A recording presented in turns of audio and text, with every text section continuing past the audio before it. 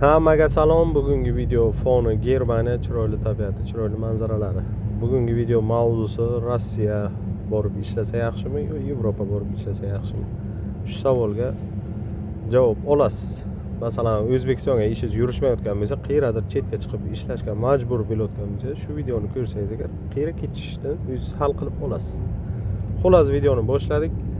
Birinchi Rossiyadan boshlasak agar, Rossiyaga ishlashga ketmoqchi bo'lsangiz agar, birinchi Rossiyaga shu bironta tanishingiz, shu yorug'ayingiz, akangiz, qarindoshingiz, tog'ingiz, ammangiz, xolangiz, yangangiz kim bo'lsa ham, kimdir o'zbek nimaga Rossiyaga ishlab yuribdi, o'shanga aytasiz, iltimos menga ish top, men borsam bo'ladimi? Hay, kel deydi. O'sha choqirdi hisoblanadi. Короче, O'zbekistonga shukur, men o'zi Yevropaga ishlab yuribman, choqirsin deydi. Men bilmayman. Qanday choqiray ularni? Rossiyaga choqirib bo'ladi. Rossiyaga bir tanish topdingiz, o'shaning yoniga ishlamoqchisiz. Biletni olasiz. Moskvagami, Xabarovskgami, Yekaterinburggami uchdingiz ketdingiz. Borgandan keyin propiska qilasiz 15 ming, 20 ming rublga. Patent qilasiz. Короче, o'chiratlarni ko'ryapsiz, nimaga internetga ko'ringlar. Saxir va o'chirat u bu deb bundan oldingi videoga ham qo'ydim o'sha o'chiratlarni. Xullas bir balo qilib azob chekib o'chiratlarga o'tirib patent taxlaysiz. Patent taxlagandan keyin ana mana degancha bir 2 oy o'tib ketadi.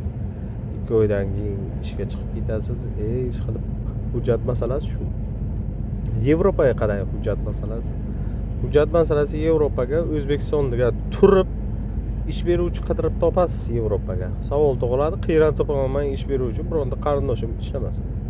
Yo'q, ishonchli saytlar bor.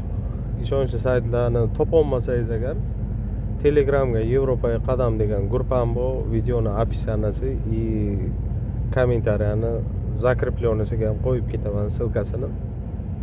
Yevropaga qadam gruppasiga kirib закрепленный сообщенияларni ko'rsangiz agar tushunib olasiz. O'sha yerdan sohangiz bo'yicha, mutaxassisligingiz bo'yicha ish beruvchi qidirasiz. Qidirib topdingiz Yevropaga, bir balo qilib 100 ta, 150 ta, 200 ta, 300 ta ish beruvchiga anketa, zaявка, rezyumelaringizni tashab topdingiz. Hali siz O'zbekistonga o'tiribsiz, ishingizni qilib yuribsiz. Ish beruvchiga короче, qo'lingizdan nima kelishini aytasiz. Ayrim vaqt ish beruvchilar videoga olib tashlaydi nima qilayotganingni. Masalan, svarshik bo'lsangiz agar 1 minutlik svarka 45 gradusga svarka qilganingni menga videoga olib tashlaydi. Masalan, elektromontaj bo'lsangiz agar, masalan, bironta montajing menga videoga olib tashlaydi.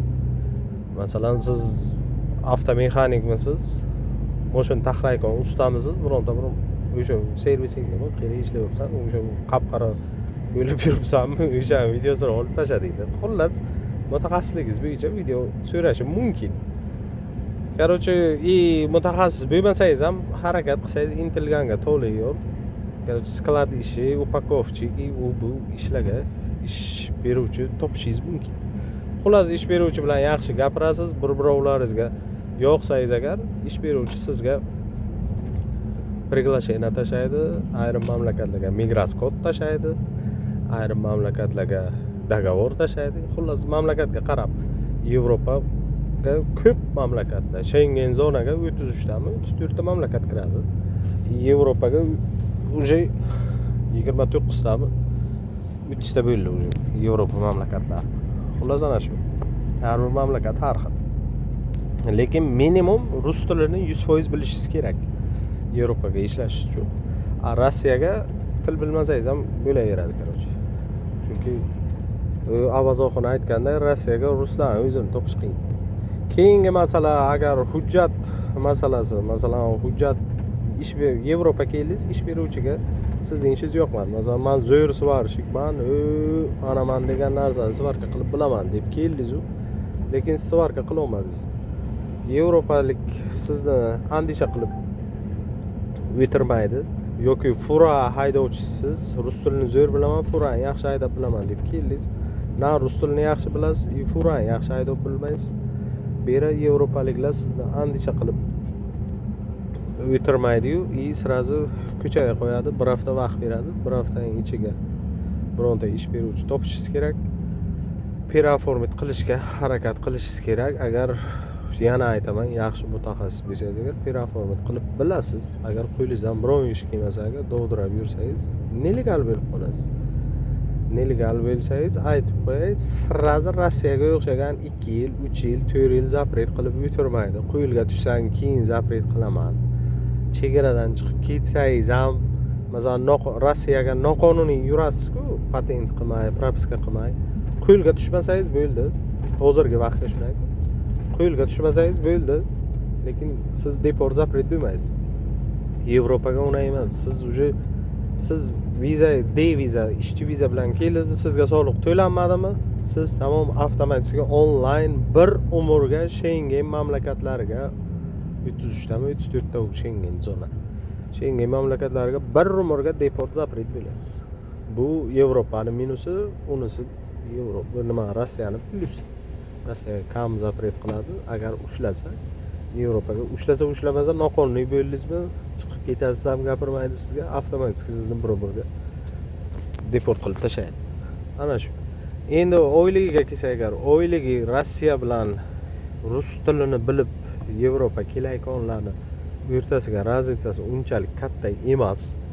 Masalan, biron bir kasbi yo'q, biron bir sohasi yo'q, biron bir spetsialist emas biron ishni, spetsialist.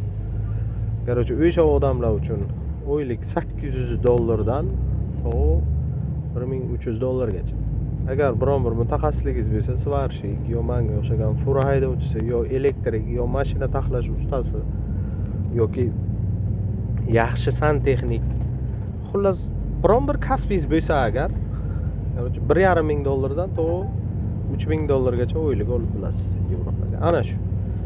O'zbekiston ko'pchilik o'ylaydi, Yevropaga men $6000 olaman, 7000, 8000, 10000. Aytib qo'yay, Yevropa Amerika ham emas, hattoki Yevropa Kanada ham emas. Unaqa o'yliklar yo'q. Shu Rossiyada даже ayrim vaqt Rossiyadan ham kamroq oyligi. Xullas, oylik jihatdan tushunib oldingizlar. Chunki Rossiyaga men hozir 2500 ga ishlab yuribman. Rossiyaga menga ko'pchilik taklif qildi. Короче, 250 ming, 260, 270, 280 ming rublgacha fura haydovchiligiga ish topildi. Lekin men bormadim. Ana shu oylik jihatdan men tushuntirdim. Ana shu oylik. Uni o'zlaringiz hal qilib olasizlar. Endi короче, nimaga Yevropa kelish kerak? Meni o'zimning shaxsiy fikrim, Rossiya emas. Chunki men Rossiyaga ham ko'p ishlaganman, juda ko'p. Yevropaga mana 3 yildan oshiq bo'ldi ishlab yuribman. Sababi Yevropaga millatchilik yo'q.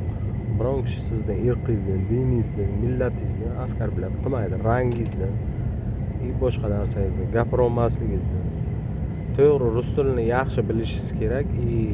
Rus tilini bilib turib, bironta ingliz, nemis, fransuz bilan gaplashib qolsangiz, fransuz sizga o'zining fikrini tushuntirmagani uchun o'zi uyoladi boshqa millatda. Rossiyaga o'xshagan, masalan, sementni o'rniga sement desangiz, "Чё, я тебя не понял", kim nima deb prinsip qo'yib, по-русски говори deb, короче, ultimatum qo'ymaydi oldingizga. Hamma tushunadi. Sizni basharangizni ko'rib o'tiribdi. Ko'raymiz hammamiz. Siz yerlardan kelgansiz, kim qayerlardan. Masalan, O'zbekistondan, Yevropa uchun shunday. Ko'raymiz-ku, siz mesni emas, bilib o'tiribdi. Nima talab qiladi bu yerga 100% o'zini tilini? Harakat qiladi. Jezillar bilan, bu narsa bilan tushuntirishga. Xullas, inson qadri balandroq. Rossiyaga bo'lsa, Rossiyani endi aytib o'tirishim ham shart emas. Yerga urishlar, yumalatib, reydlar o'tkazishlar, politsiya o'ta redka, короче, bir 10 yil yursangiz agar bir marta mabodo ushlashi mumkin. O'shani ham befarosat ko'chalarga yursangiz molga o'xshab, keyin 10 yilga bir marta ushlab tekshirishi mumkin. Jig'iga teksangiz politsiya yevropaliklarga. Rossiyaga qochib daraxtlarning tagiga, shu daraxtlarning ildizining tagiga yursangiz ham o'sha yerdan tortib oladi Rossiya politsiyasi. Teshidagi hujjatingiz bormi yo'qmi, poxta bo'ladi. Короче, netu na baza deydi. Bor budingizni berasiz unga. Farqi shu. Короче. Endi nima mentalitet jihatdan kelsak agar, men Yevropaga 3 yildan oshiq yuribman. men biron marta NITO orientatsiyani ko'rganim yo'q Yevropaga. O'zbekistonga hamma o'ylaydi, "Ves Yevropa hammasi shu erkak bilan erkak, ayol bilan ayol qovushib yuradi" deb. Yo'q, u gap fake, u gap yolg'on. Yevropa kelmaganlar, короче, bu fikrlaringizni, bu sporlarni bas qilinglar. Agar ishonmasangiz kelinglar, bir Yevropa, bir turist bo'lib kelinglar.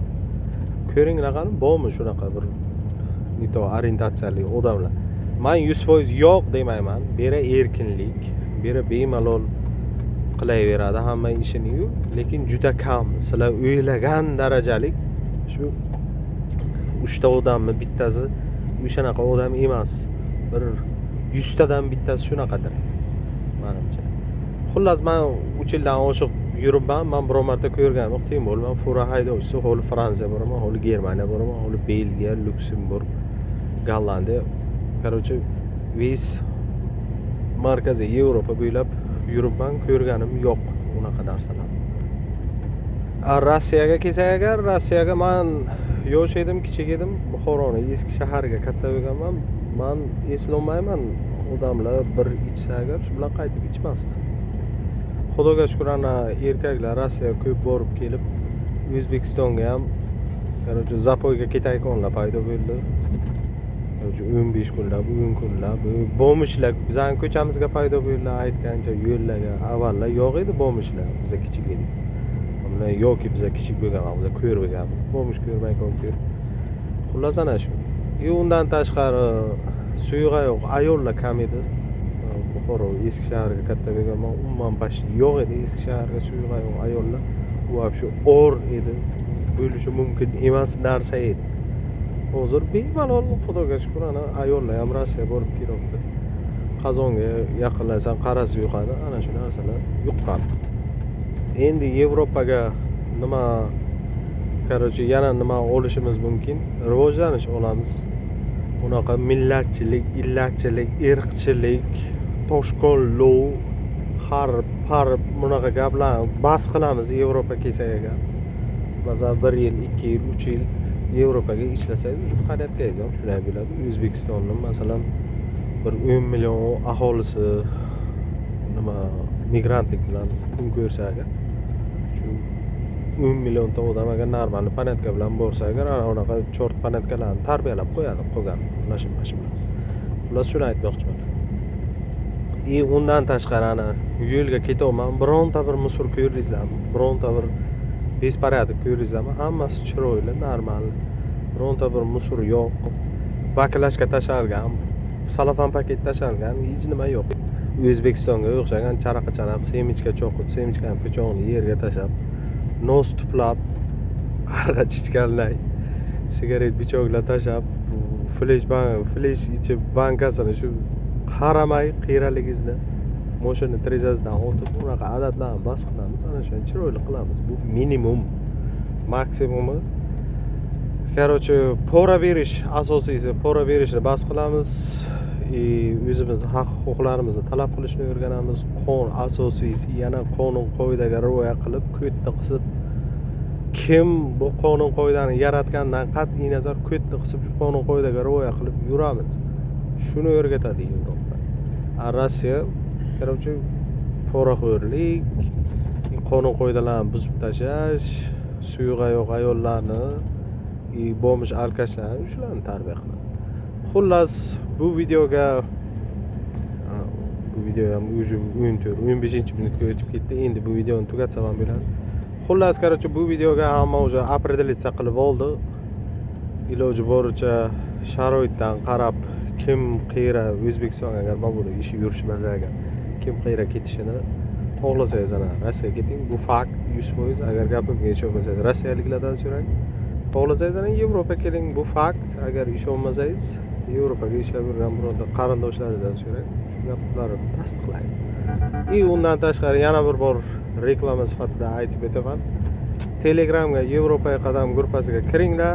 Agar Yevropa kelmoqchi bo'lsalaringiz agar 100% bepul tekinga sizlardan bir tem biron kishi pul olmaydi. Oddiy xalq, o'zimizni oddiy jaydari xalq odamlar bizning Yevropaga qadam gruppasiga hamma maslahat beradi, to'g'ri maslahat, asosiysi tekin maslahat. Yevropaga ishga kelishingizga 100%. Короче, o'zingiz harakat qilib kelasiz, xudo xolasa. Mayli, hay, shu bilan videoni tugatsam ham bo'ladi. Hammaning ishiga omad, kissasiga daromad. Keyingi videolarda ko'rishguncha sog' bo'lasizlar.